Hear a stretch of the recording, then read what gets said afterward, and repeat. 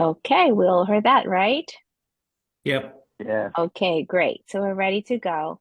All right, so welcome everybody. Some of you may know me already, some of you may not. So I'm just quickly going to introduce myself. My name is Victoria. I am a licensed clinical social worker. I am a member of the MSA New Jersey board.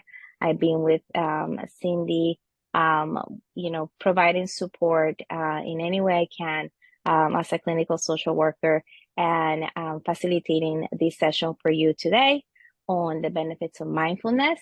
So thank you so much for being here. And we're a small group, so if it's okay with you guys, I just want us to go around with a brief introduction, just your name, where you're from, what is your relationship with MSA, and just maybe you can tell us a little bit about what do you know about mindfulness?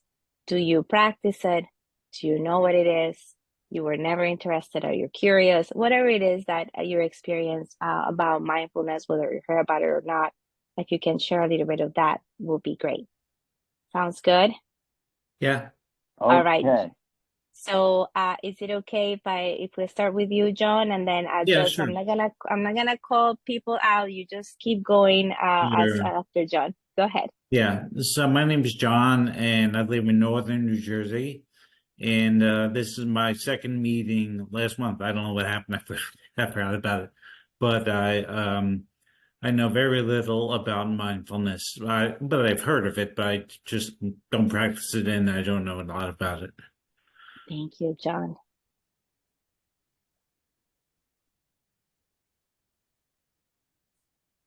Hi, my name is Joelle, and I'm from Pennsylvania. And I dial into the support group meetings to learn as much as I can about MSA and all affiliated subjects. So mindfulness is important to me, and to get information to help my friends who have MSA. So thank you. Thank you, Joel.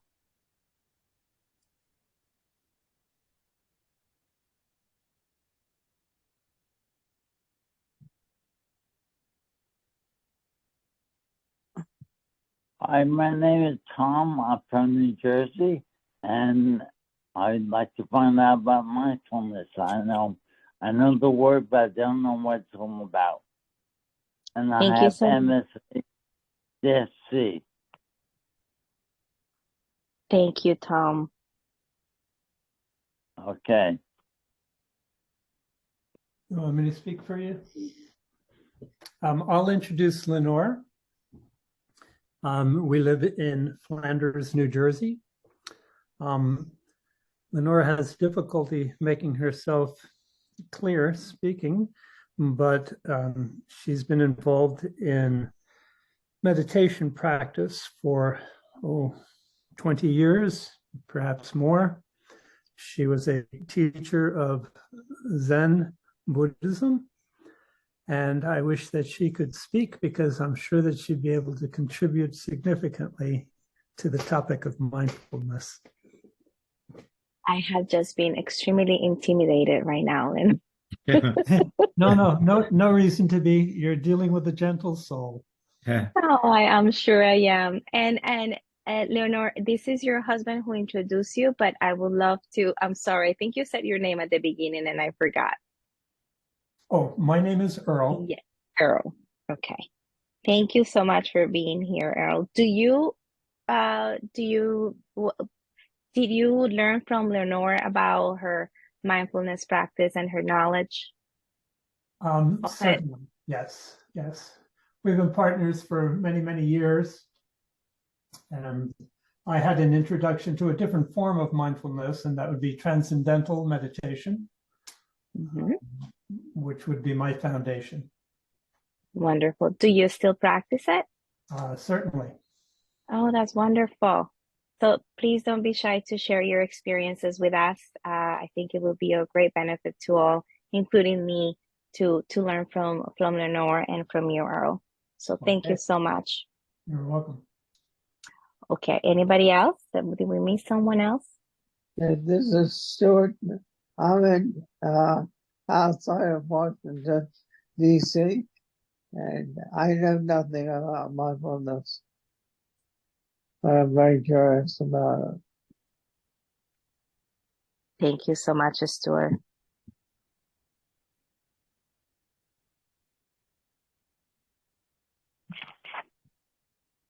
Well, we'll wrap it up. It's Denise and Kevin. So I'm the mouthpiece here. And I've never practiced mindfulness. I don't think Kevin really has either. He's shaking his head at me, but most of the time I just feel out of my mind. So, anything that I take away from today will be a plus for us both. Wonderful. Thank you so much, Denise and Kevin. And I think that's it. Okay, so let's get started. So I am a clinical social worker.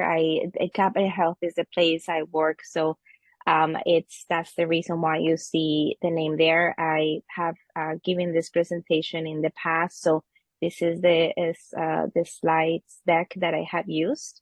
So this is part of what I do. I provide psychoeducation I work in the medical field as a medical social worker on the benefits of mindfulness and other psychotherapeutic interventions to assist people with coping and adjusting to whatever it is, that life brings to us. We don't have to have a mental health diagnosis or a mental health condition of any kind to be able to benefit from this practice, from mindfulness. And I was happy when Cindy approached me to briefly talk to you about it. This is a very basic introduction to it. And I was excited about it because in the support groups, we spend a lot of time focusing on those things that we can do and that are under our control, that we can potentially fix.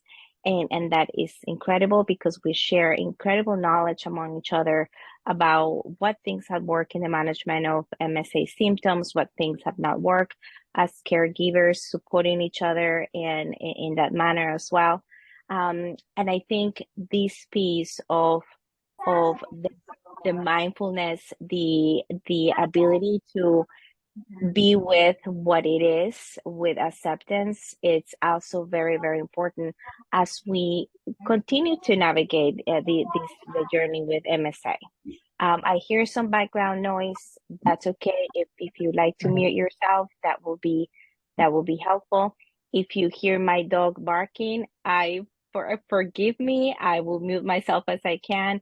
My hope is to also guide you through some mindfulness practices during our encounter today, so that I'm going to be guiding you through some of these things.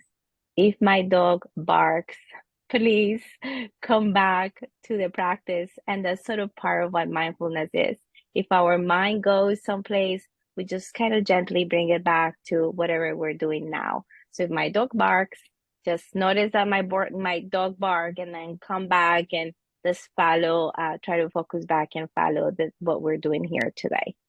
So let me see. I'm trying to move my slide.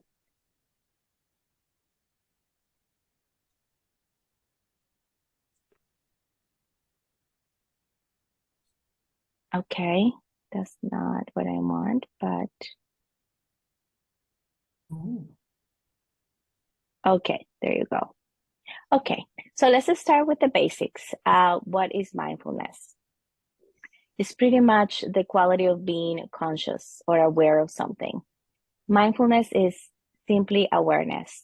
And I know simply is not simple, but it is just being aware of what is going on now. We're focusing our awareness on the present.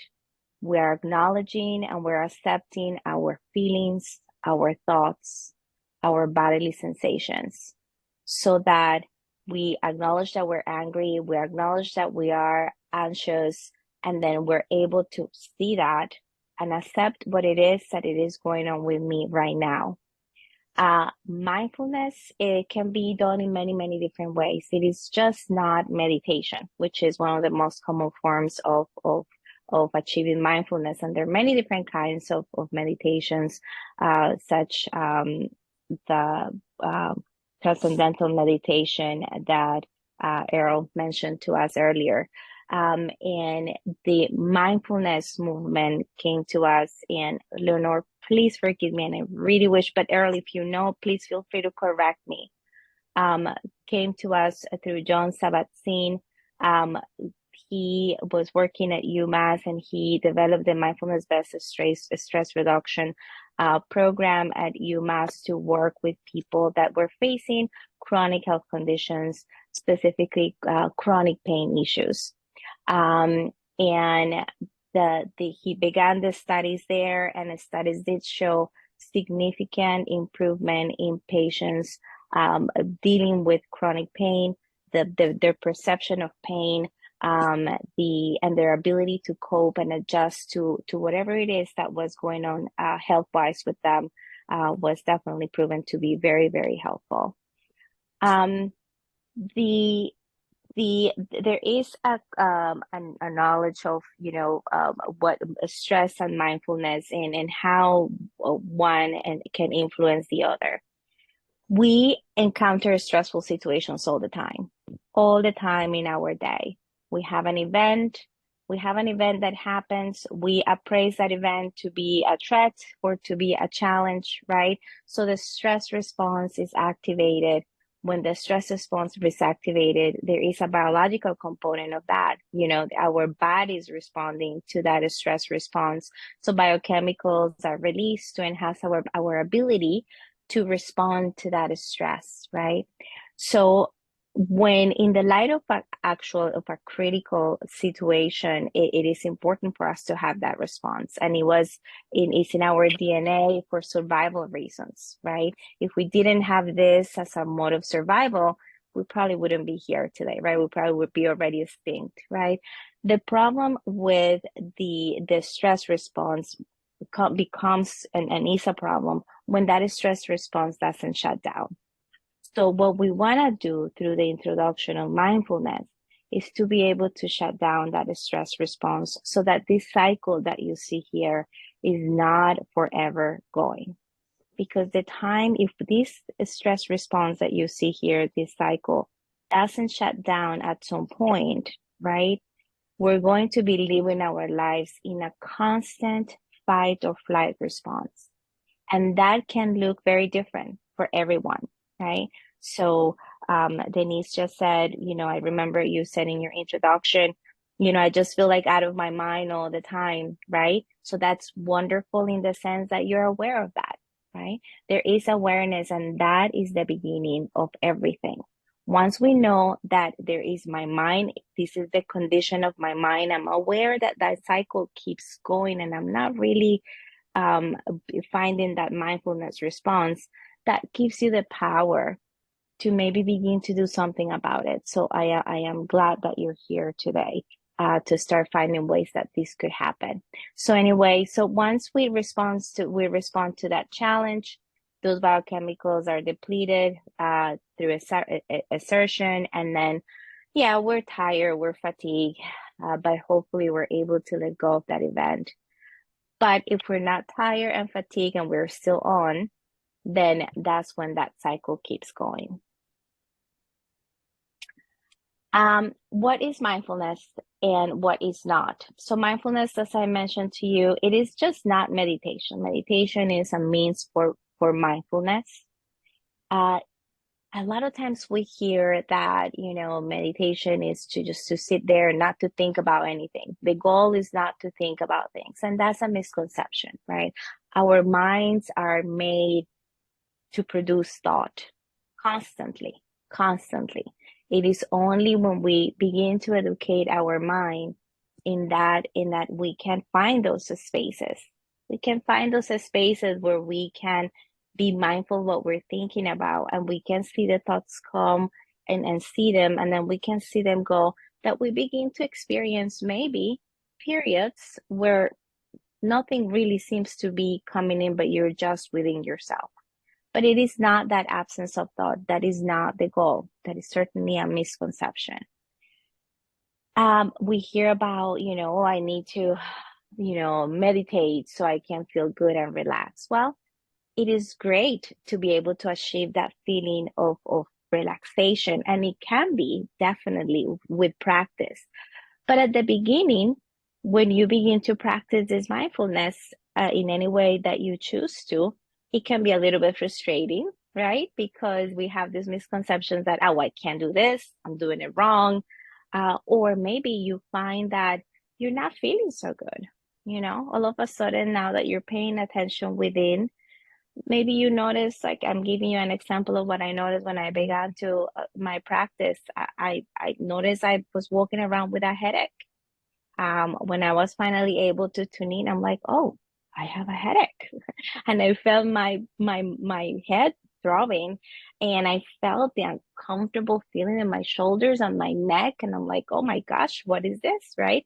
So I was finally being awakened and aware of all of these things that I was carrying. And that didn't really feel good. Right. But then with the practice, it can certainly get to a place where we can begin to see those benefits. Absolutely. It's not religiously based, right? We do have, you know, there is, it comes from ancient Buddhist practices, yes, but it is not religiously based. We can practice mindfulness for the benefits of it. Not really, it's not really a religion, right? We don't have to be of a particular um, spiritual practice to be able to be mindful. And it's certainly not a fix for everything, right? It's not a fix for everything, but it certainly can help us change or adjust. I will say the word adjust, that mindset, so that maybe for a moment we can begin to see things a little bit differently. So for mindfulness to take place and to start practice, we just have to give ourselves permission to maybe look at things through a different lens. Okay, so allowing ourselves to maybe consider the possibilities. Okay.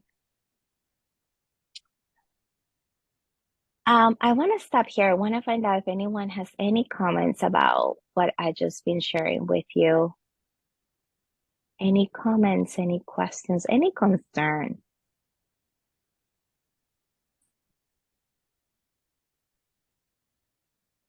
We're good? Yeah. Lenore, we're good? Okay. All right. So what are some of the benefits of mindfulness?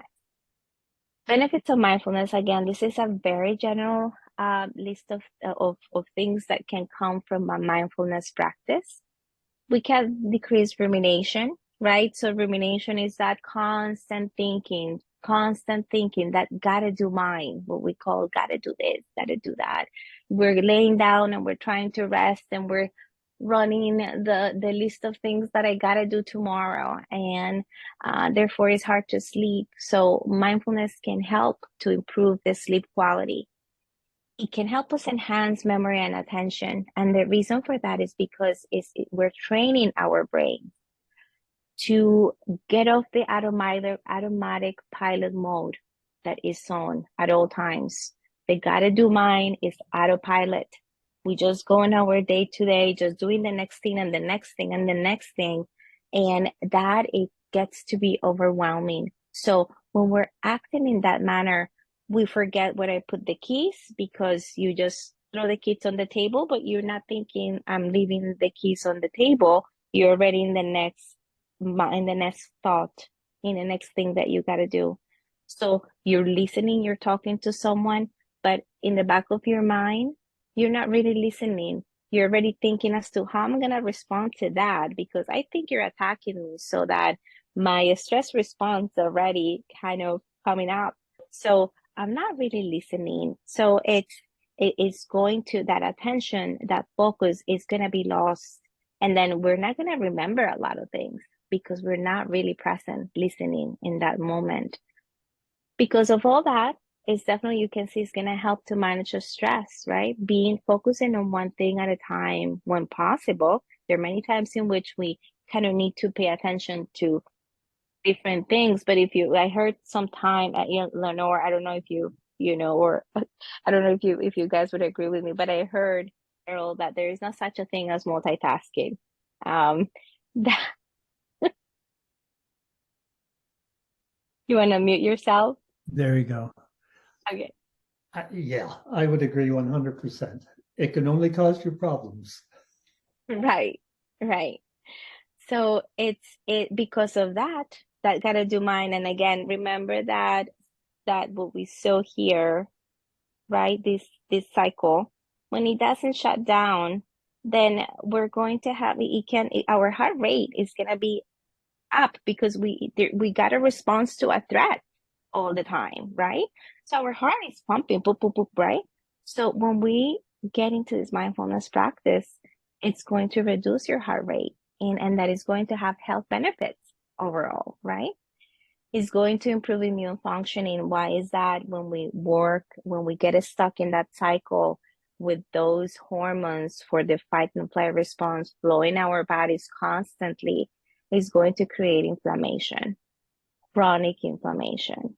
That chronic inflammation in our bodies long term is going to bring us to chronic health issues, right? Hypertension, um, cholesterol, blood sugar levels are off, so the things that can certainly run us down physically and increases relationship satisfaction. So why is that? Well, what we were mentioning before, right? In our communication with others, if we learn to be mindful, right? Meaning present and aware that I'm talking to you right now in this moment and that I see you and that I can see your face and I can see your expressions and that I am fully here with you in this moment.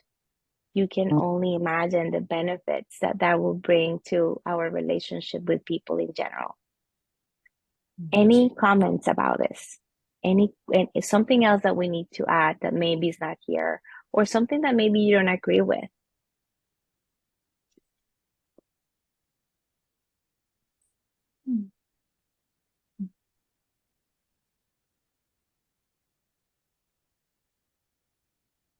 No, no thoughts of it, no, nothing. If we're good, we move on. Okay, we're gonna move on. So these are the strategies for mindfulness that I wanted to introduce you to today. With your permission, to dive into some of this. These are, one of the things that I hear a lot at, when I'm trying to introduce this practice to people is, I don't have time.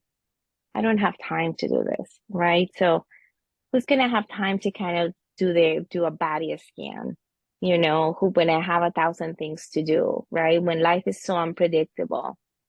Um, but the reality is that we don't, one of the misconceptions is that we have to sit there and meditate. Well, in some cases, like girl, transcendental meditation is asking for 20 minutes, morning and night. And when I was trained in transcendental meditation, I was told, if you don't have those 40 minutes, then you need to do 60 minutes of transcendental meditation so that you can find that time because it is there. And that's part of what we're trying to work with. That I don't have time kind of mind, right? Because I gotta do, right?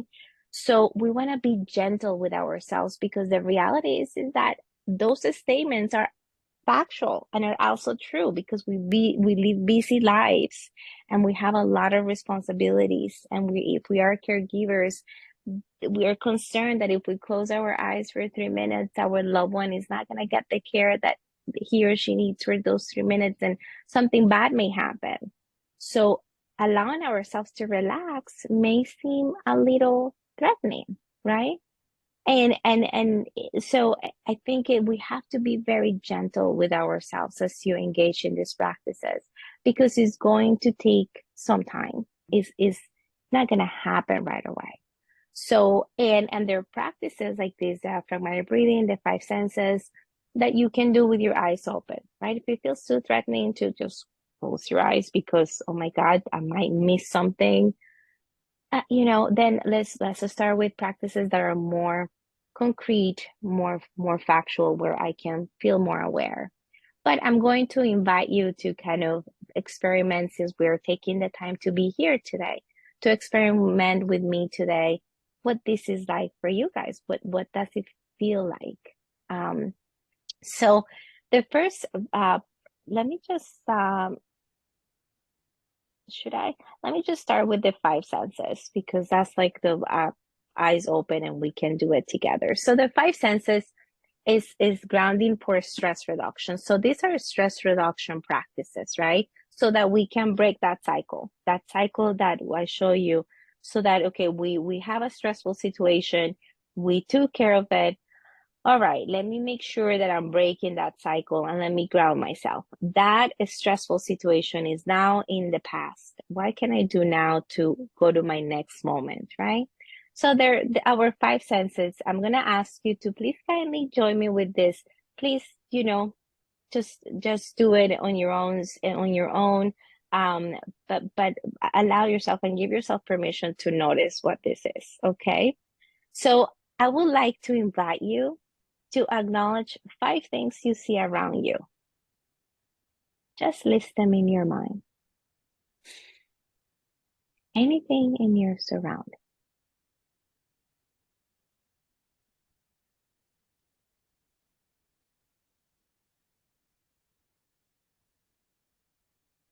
Now I'm going to ask you to acknowledge four things that you can touch around you. You don't have to reach out too far. It could be your skin, right? It could be your hair. So for a moment, just acknowledge it. Really notice what it's like to maybe touch your skin. Just notice. Whatever it is that you're reaching to. If you're barefooted, maybe the ground under your feet. I really just notice what that feels like. Is it rough? Is it soft? Four things. Now I'm gonna ask you to acknowledge three things that you can hear. This could be an external sound, or it can be an internal sound. Focusing on the things that you may be hearing inside of your body. Sometimes we can't even hear our heart beat if we pay close attention.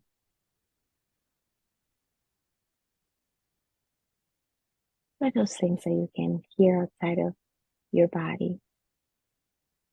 Just notice. And now I'm going to ask you to acknowledge two things that you can smell.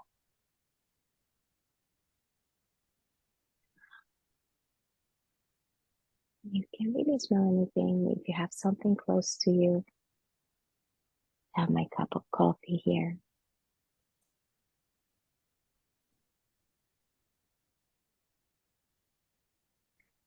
And last but not least, acknowledge one thing that you can taste.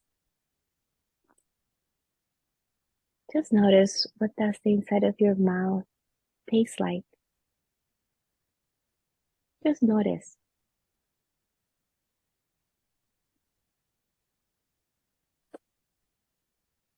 Now I'm just going to invite you to take a deep breath in. Just as something where it's comfortable. Just deep breathly. Let go. And now I'm going to ask you to, if you can please share with me, what was that like? And please be completely honest. It's okay. If there is no right or wrong way of doing this, but I would love to hear you say what your experience was.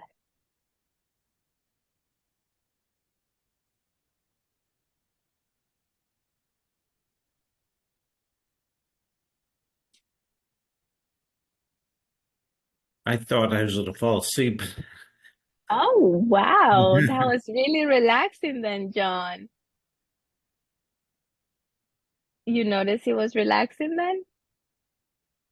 Yeah, it felt relaxed. Wonderful, wonderful. Thank you, John. Did anybody have a hard time with it? You have a hard time with that, sir?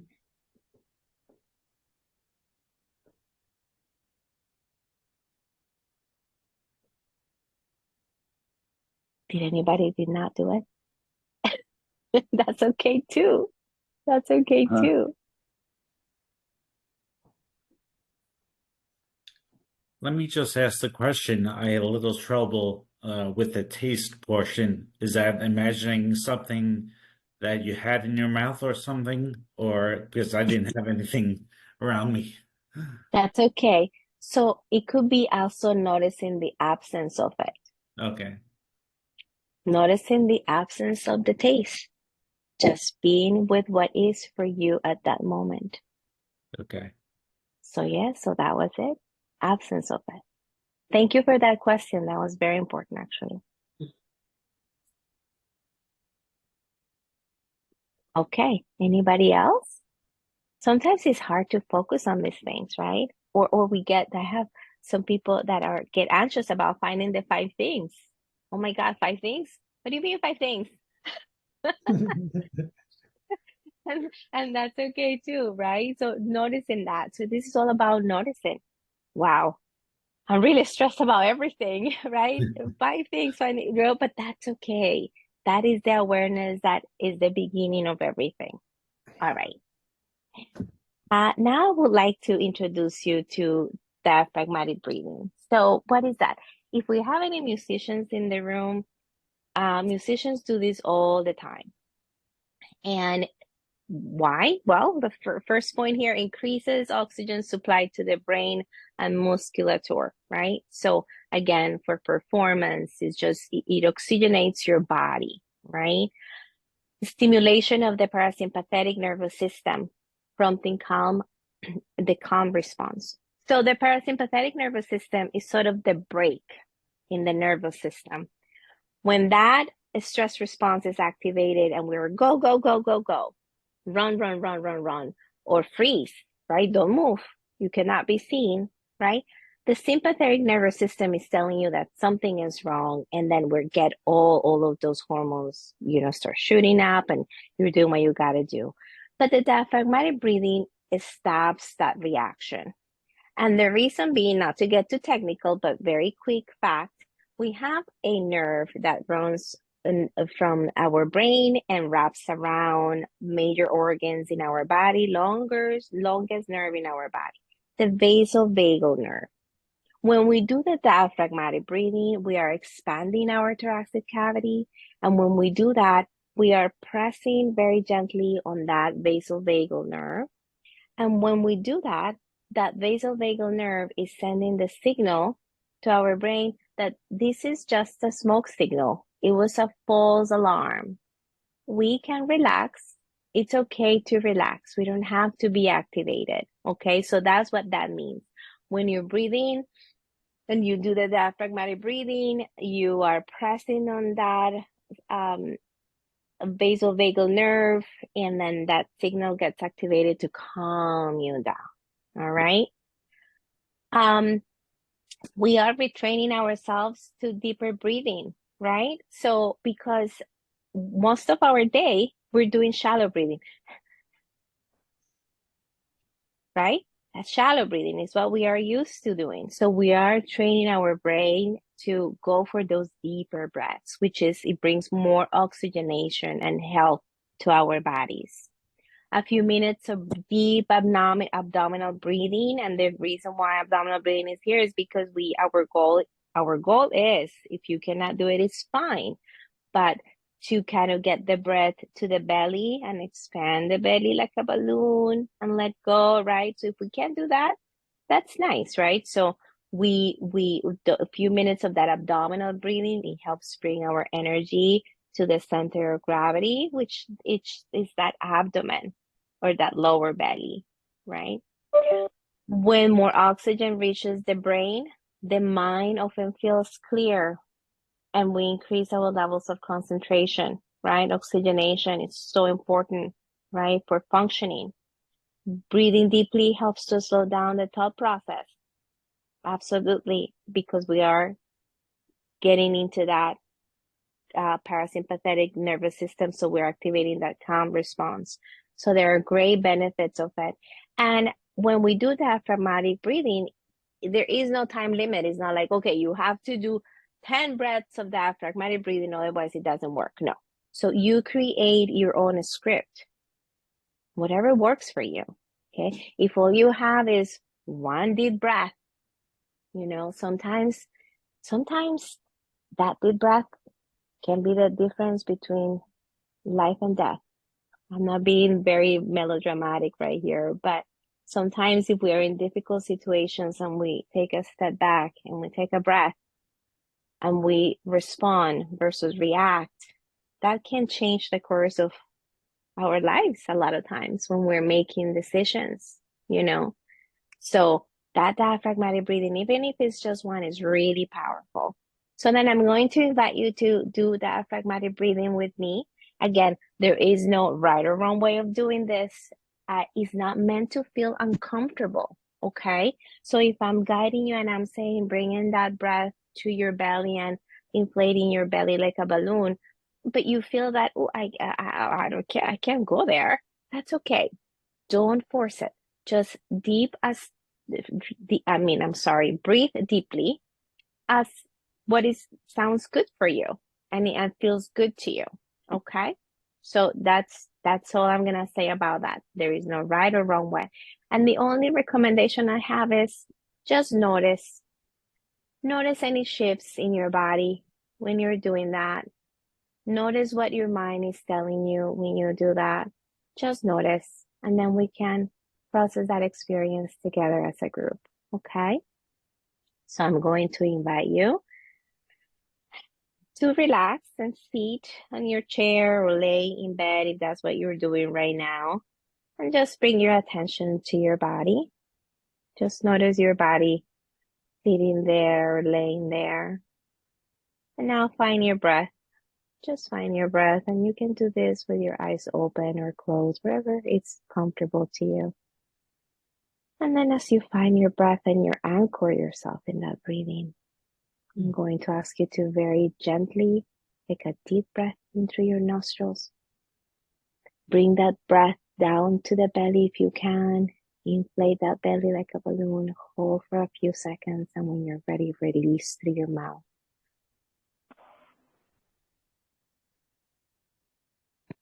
When you're releasing through your mouth, that release hopefully can be as long as you can make it.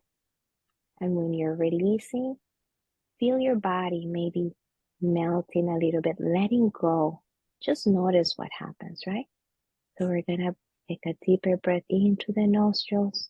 We're going to bring that breath as deep as we can. We're going to hold it. And then we're going to release as long as we can with intention. I'm going to ask you to do it again, just on your own. Deep breathing.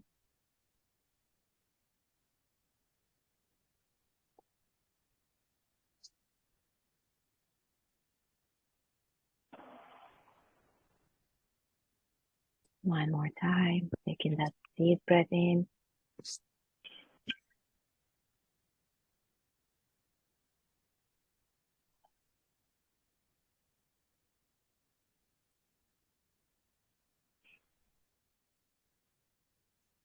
Bringing your attention back to your body.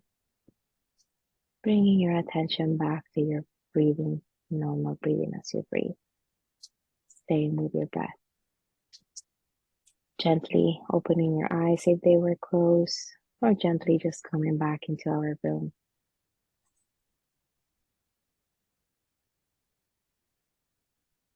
Okay, you guys with me? Mhm. Yes. Okay, good. Would love to hear from you guys. What was your experience with that?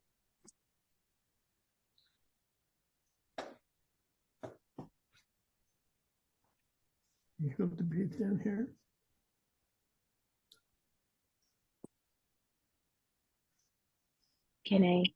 Did I hear someone say something? If you can repeat. I was asking Lenore if she was able to bring the breath down. I asked her because I really knew that she has great difficulty with that. Her breathing is extremely shallow. Mm-hmm. And it just certainly, she just was not able to pull the breath down. That's okay. And that's exactly, thank you for that very much. And this is exactly why we want to be very gentle with our practice. Mm-hmm. You are going to do what feels right to you, right? Mm-hmm. If that, I have worked with people that don't have MSA, that don't have chronic health issues, that would say there is no reason, biological reason why they can bring their breath to your belly, but it's still difficult, and that's okay. So when we do that deep breathing, that means whatever fits for you. When we're talking about holding our breath, that means that is for whatever feels right for you. And with practice, that might change, right? Or you may feel that maybe this deep breathing is no longer for me because it just feels very uncomfortable. And maybe the fact that it feels uncomfortable, it actually makes me a little antsy. So maybe we don't have to do it. And that's okay too. Then we can do other things that can also be helpful to achieve that mindfulness. Victoria, can I make a suggestion? Absolutely.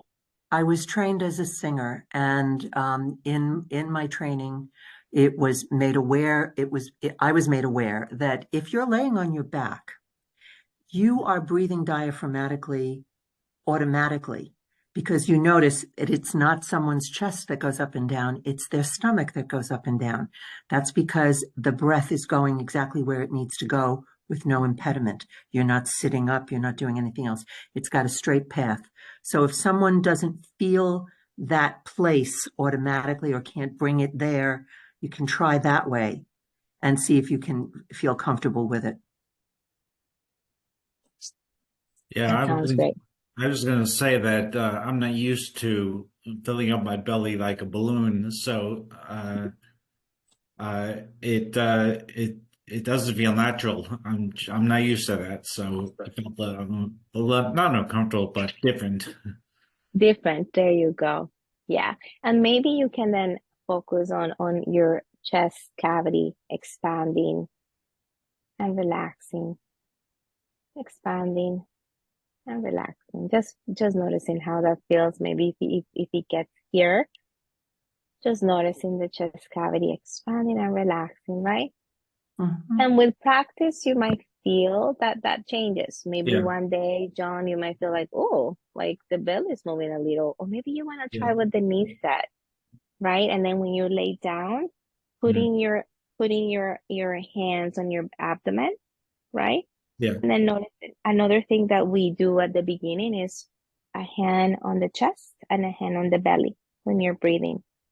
And then you can notice more. Actually, if you guys would allow myself to suggest and do this with me, if you can, just, putting one hand on your chest, one hand on your belly, and then breathing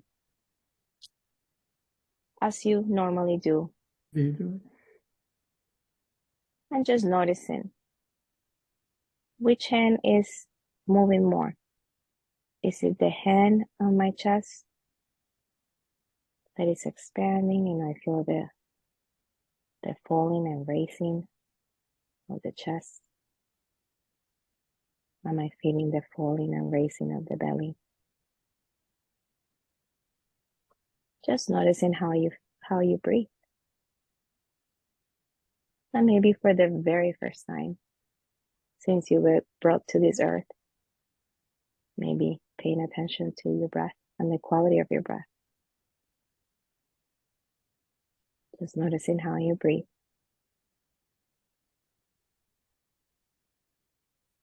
Noticing the expansion of the chest or the belly, whatever comes natural to you. And the falling of the chest as you release the air, or the falling of the belly as it leaves your air, as it leaves your body, I'm sorry. Okay, so there you go. So if you did this, maybe you have found out what kind of breathing. It's what you do, right? And what you do is what you do, right? And if it's not broken, we don't have to change it. So just maybe willing to consider that when you're ready and when it feels right. If that breath that's reached the belly, great. It's different. Let's look into what that feels like, right? Okay. Any other suggestions? I will certainly practice what Denise encourages to do and see if that makes a difference. Laying on your back and putting the hands on the belly. Okay, so moving. Okay, so the breathing spaces. So breathing spaces is what I was just when we're talking about the gotta do mine and not having time to these things. We can certainly create during our day little tiny breathing spaces so that we can check in with ourselves, right? So we often check in with each other, right? Are you okay? Right? And we ask our loved ones, are you okay? Right? But this is inviting us to say, how am I doing? Am I okay? Right? Let me just see how I'm doing. So this breathing space allows you to take a quick breath. I mean, a quick break from whatever you're doing then to see how am I doing? What is it that I'm worrying about? Am I in the future? Am I in the past?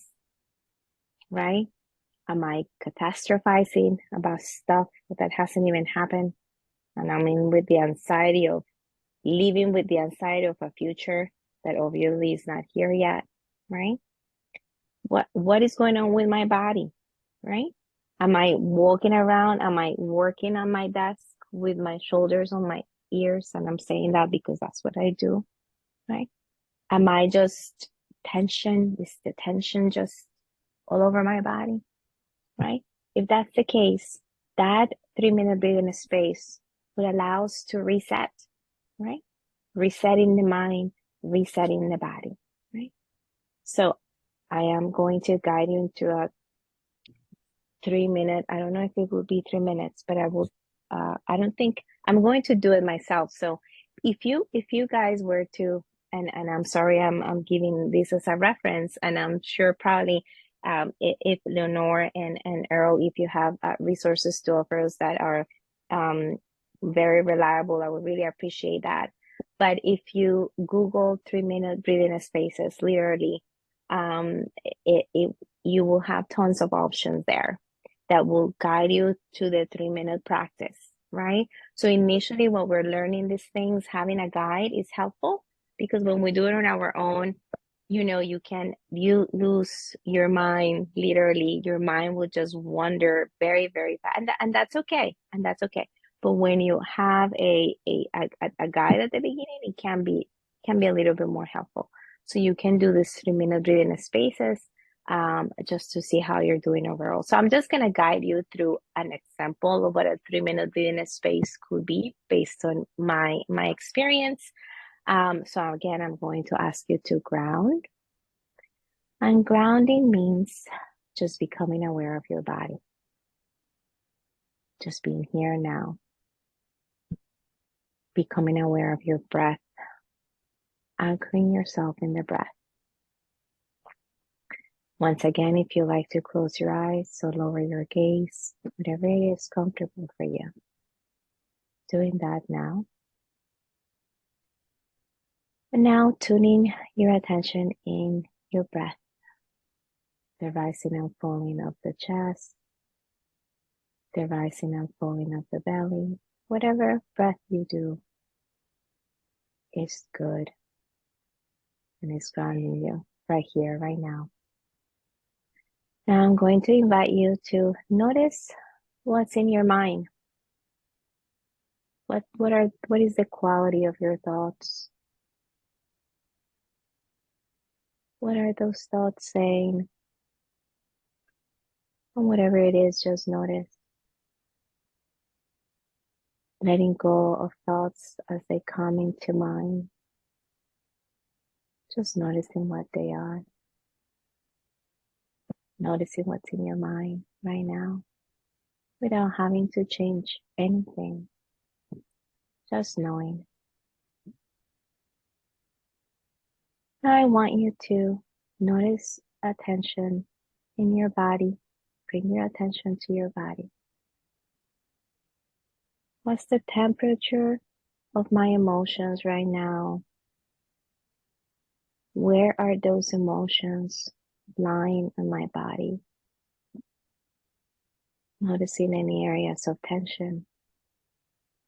Maybe notice areas that are very relaxed. Or maybe noticing the absence of sensation. Whatever it is, just noticing with acceptance.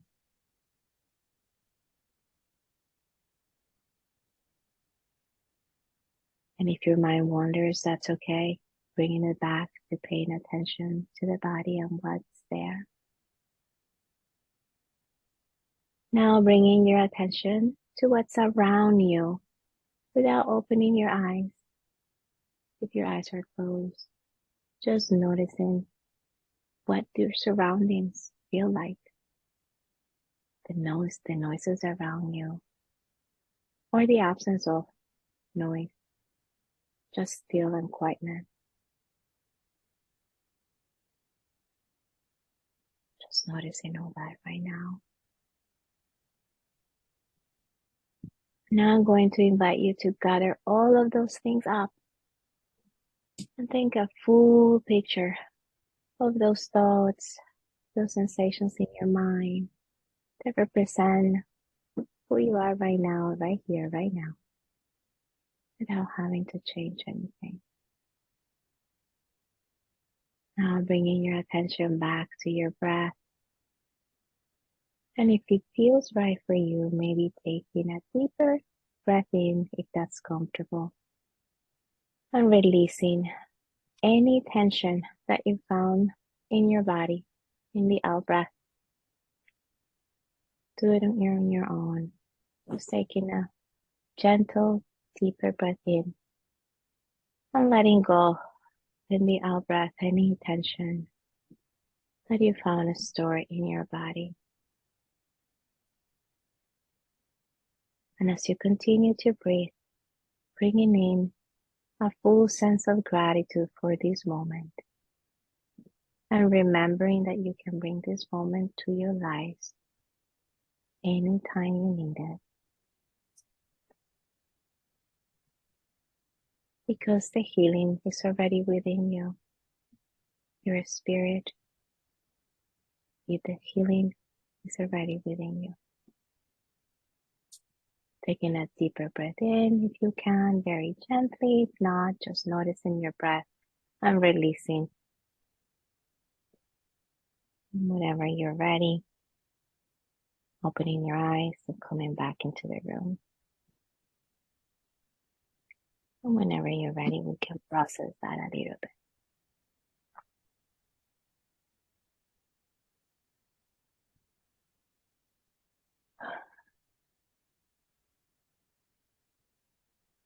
And as you, I don't know if you noticed, but as I'm guiding you through this, I'm doing this with you guys myself. So thank you very much for allowing me to do this with you today.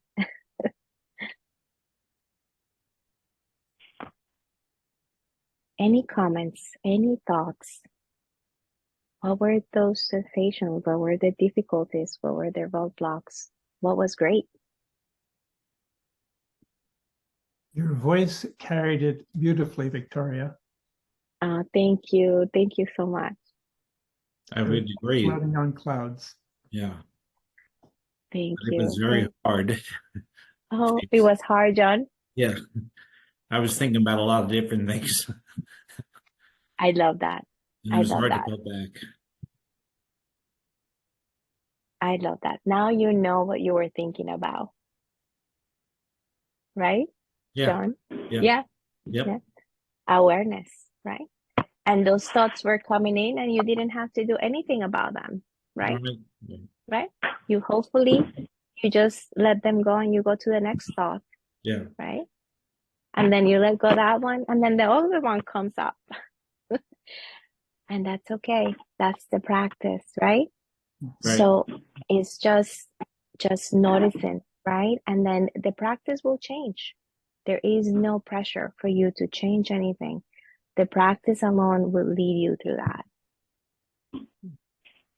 So staying curious about what that next practice will look like and will feel like, that's really enchanting. That's what the gift is, right? Just staying with that curiosity. Yeah.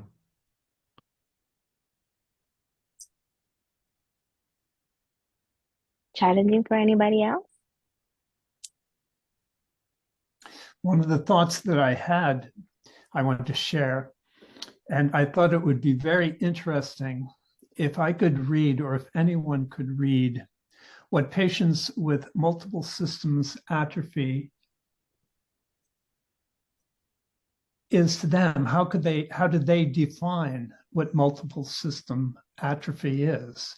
I have read medical descriptions, but I think it would be invaluable to read a group of definitions from patients with multiple system atrophy, just how they would describe it. Because I think it would be extremely broad, varied, and worth understanding. Something associated with this is somatics, and that is the mind's interpretation of the body and being aware of that. There's a wonderful book by Thomas Hanna on the practice of somatics. I would recommend it to anyone struggling with physicality of any description. Just something that came to mind. That sounds great. I am looking. Thomas Hanna. Is it, can you spell the last name? Yes, Hanna. Okay. It's a book on somatics, right? We don't know the name. Yeah, it's called Somatics. Oh, it's called Somatics. Mm-hmm. Somatics. That is correct. Okay, I put it in the chat. Thank you so much for the resource. You're welcome. Yes, I absolutely agree with your comment, Earl. I think it will be fantastic to be able to have a description of what it's like, right? Yeah.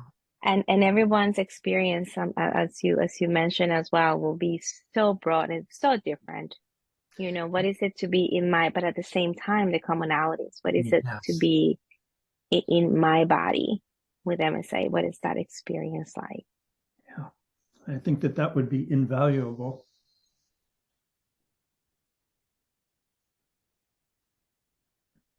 I feel like I'm learning a lot about other people as well. I'll give you an example. I was at a play in New York at a Broadway play, and at halftime, I used the restroom. So I went down the stairs.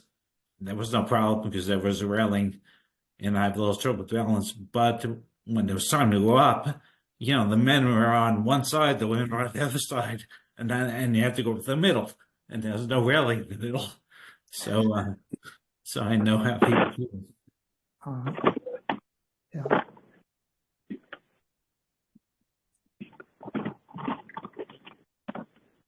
Yes, I know. We learn a lot about other people. You're absolutely right, John, right? People's responses to us, our needs, our struggles, and how people respond to that. Definitely. Yeah. I hope that you're finding kindness in people as well. Yeah. Yeah. Okay. As a matter of All fact, right. that's the silver lining in all of this, is that we encounter an incredible amount of kindness as a result of the suffering of SMA. Yeah.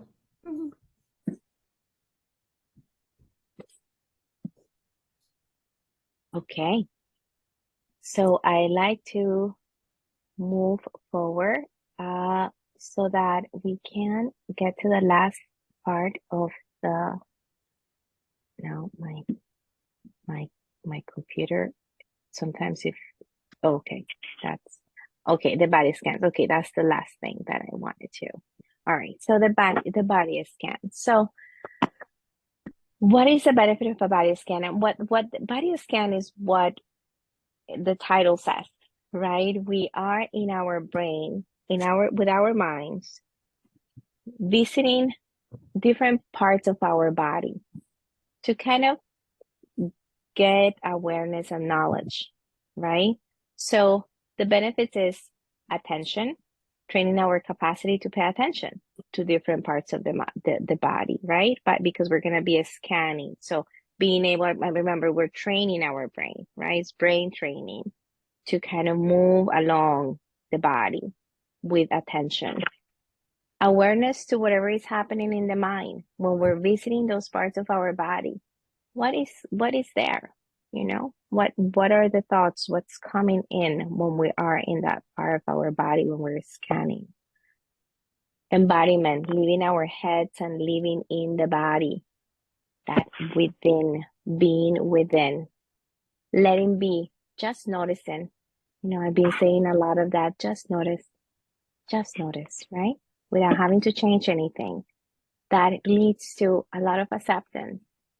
And acceptance is a tough concept, but certainly a helpful one. Leaning into unpleasant experiences. Yes, it hurts. It hurts so bad, right? So creating the tolerance for that, being with your pain, that's another tough concept. Being with the pain, whether it is physical, whether it is psychological, emotional, being with the pain. Appreciation to contemplation by just observing, appreciation of what is. Getting unstuck, observe and feel the reality that everything is always changing.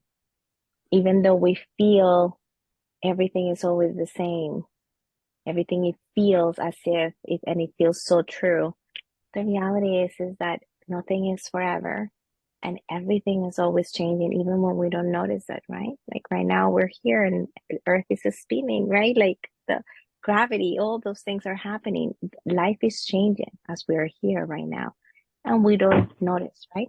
So getting unstuck from feeling very trapped, you know, hopefully will be a benefit of a body scan with practice, of course, and willingness to kind of have that curiosity to see what it's like to be within one's body, right? So for some people, it's very helpful. For some people, it can be a little bit more challenging. So just I will invite you to participate with me in this body scan and just notice what happens, right? And then we can process again at the end of the exercise. So I am going to invite you once again to ground with me. I think by now you know what grounding is, right? So come into your body, noticing the breath, anchoring yourself in the breath, noticing the pull of gravity under your feet, noticing the support of the chair you're sitting on, the pull of gravity under that chair. Or maybe if you're laying down, noticing the support of the bed, the chair that you're laying on. Just noticing the pull of gravity. You don't have to do anything. Just be. Now taking an intentional breath in through your nostrils and bringing that breath down to your feet. Noticing your feet. Noticing what's there. If your feet are touching the ground, noticing that pull of gravity again. If they're not, noticing what's around it. Noticing the temperature around your feet. Noticing what it's like to have feet. Maybe for the first time. Noticing the sensation there, maybe the absence of it.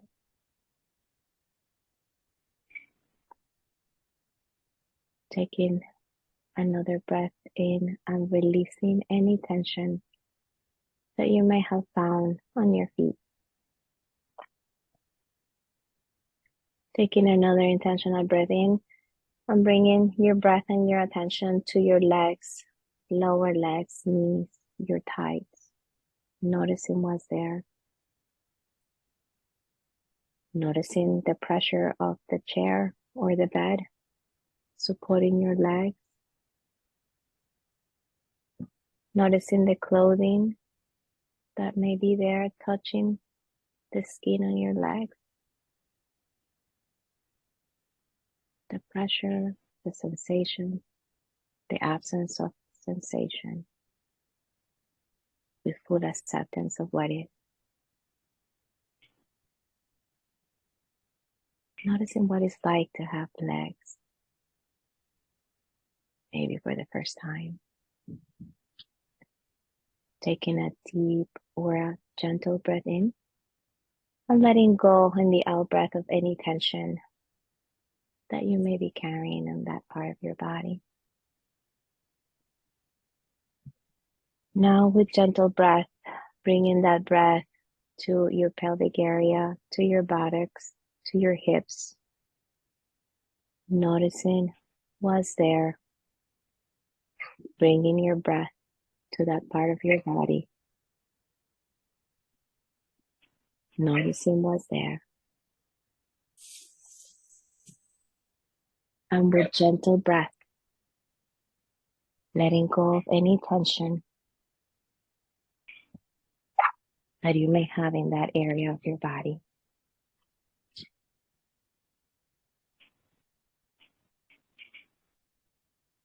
And I know you notice the barking of my dog. That's okay. Just bringing your attention back to your hips, to the pelvic area.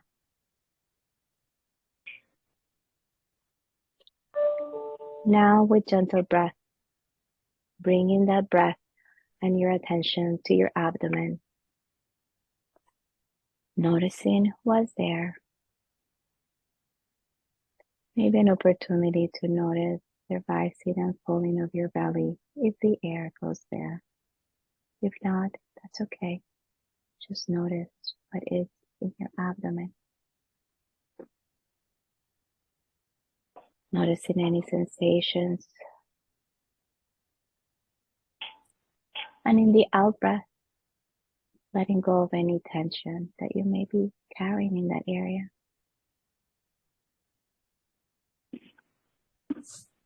Now with gentle breath, bringing that breath to your lower back, to your back, the spine, and noticing what is there.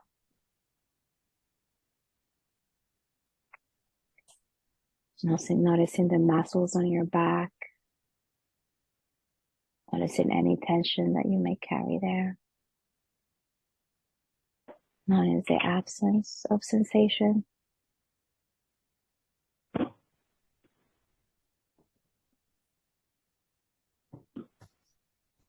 And with gentle breath, in the out breath, letting go of any tension that you may be carrying in that part of your body. Now, with gentle breath, bring in the breath and your attention to your chest cavity, to your shoulders. Noticing what's there. Maybe noticing the rising and falling of the breath as you notice your chest cavity. Maybe noticing that your shoulders may want to drop a little. Just dropping the shoulders, letting go of any tension that your chest cavity in that part of your body may be holding. Letting go. And with gentle breath, in the out breath, letting go of any tension your body may be holding there. Once again, with gentle breath, bringing the breath and your attention to your neck, the front of your neck, the back of your neck, the sides of your neck. If you feel that you need to move it because that's what just feels right, go for it. Whatever feels right for you. Just noticing what is there. Noticing any tension, the absence of tension. Just noticing. And gently in the out breath, letting go of whatever doesn't serve you.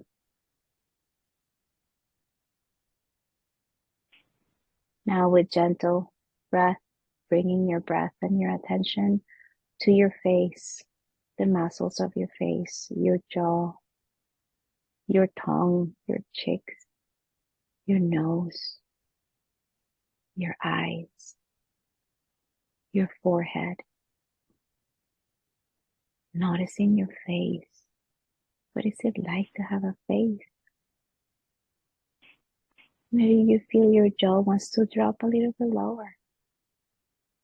Letting go of any tension that your jaw, your face may be holding.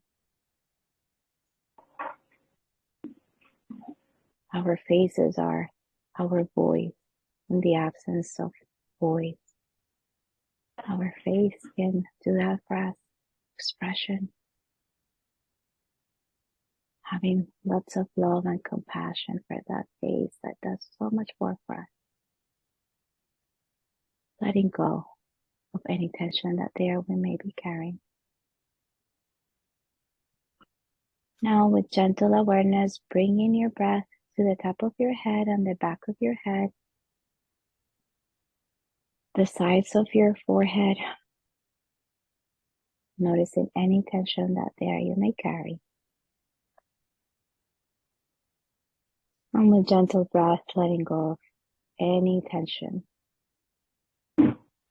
And just with awareness, noticing what's there for you right now.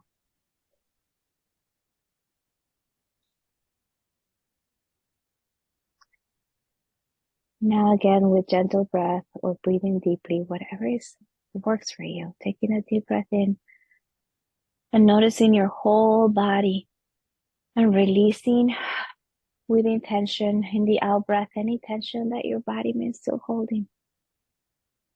Staying with your breath. And now I'm just going to invite you to have a big sense of gratitude for what's there for you in this moment.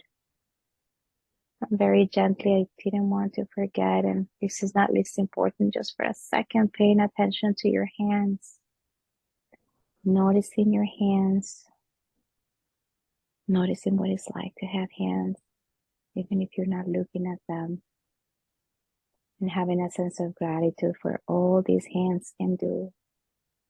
All these hands have done for you. For all the service that they have provided you. Even if they're changing right now, even if they don't work as before, with lots of love and kindness. And lots of love and kindness for our bodies and for everything that is within. Taking a deep breath in. And with gentle breath, letting go one last time. And gently coming back into the room, opening your eyes if your eyes were closed. Very gently becoming aware of your surroundings again. Whenever you're ready, we can process our last activity of the session today.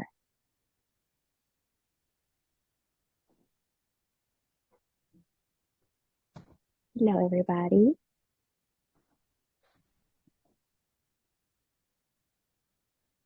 This was a long one. So if you haven't really done this before, very challenging.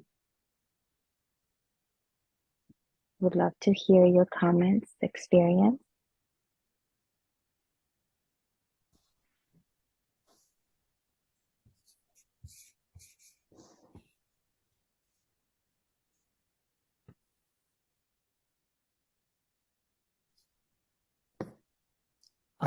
I'm so glad that that was recorded, and I certainly hope that Cindy will be able to put that where it's accessible, where someone could go to it on a daily basis and follow it, because that was very, very effective.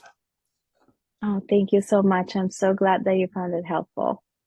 Thank you. Absolutely. Especially coming from you guys, with all the knowledge that you have. I really thank you for your feedback. Appreciate it. It is fully appreciated. That was a wonderful pause. Just to be able to follow that on a daily basis would give anybody just a renewal in the course of the day. Absolutely. It helps with changing the mindset, right? It does. Yeah. Sort of like a reset of your day. And again, it's a very personal practice, so I understand it, it's not something that it can be confusing. It can bring a lot of feelings, and it can bring a lot of feelings that are not pleasant. So for some people, they're pleasant feelings. For some of us, they're not. And that's okay. And that can lead to a little bit more confusion, and that's okay. But again, I think it's developing the trust for the practice, developing the trust within yourselves that no matter what, nothing bad can happen as a result of just paying attention of what's within you, paying attention to that breath, just giving yourself permission to just breathe a little deeper if you can, to release some tension throughout the day. That is a beginning. And remember, we don't have to kind of select all of these big chunks of time within your day. Every day there is an opportunity. In every moment there is an opportunity for mindfulness. So whether you're taking a bath, whether you're taking a shower, whether you're driving the car, whether you're talking to your child or to your son or to your mom, to your dad, to your spouse, interacting with people with purpose, listening, it's a mindfulness experience.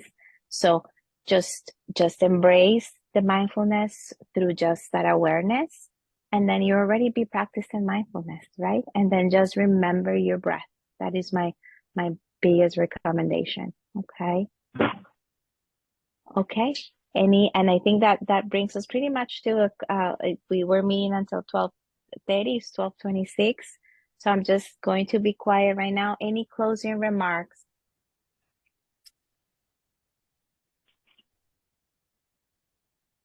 No, just to thank you for your session today. It was very helpful. Thank you, John. You're very welcome. And on behalf of Lenore and I thank you very much. It was an hour well spent. Oh, wonderful. Thank you so much. I appreciate it. I will make sure that I'll tell Cindy to send an email, maybe letting you guys know where to find this recording. And then also I need to send something with a book with, not a book, I'm sorry, a page with resources where you can find some mindfulness information and instruction that you can follow. Mm-hmm.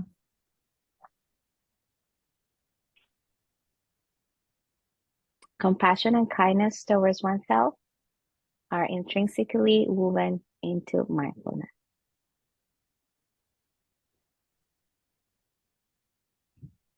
Any other closing remarks? No? Okay. Enjoy the rest of your day. It's beautiful outside in most places, but if it's not, find the beauty in it. It's there. So let's find the beauty in our day today. Thank you all very much for your time. It was a pleasure as always. And I will see you soon. Okay, thank you. Thank you again. Thank Bye, you all. everybody. Thank Bye-bye. you. See you next month. Yes. See you next month. Yes.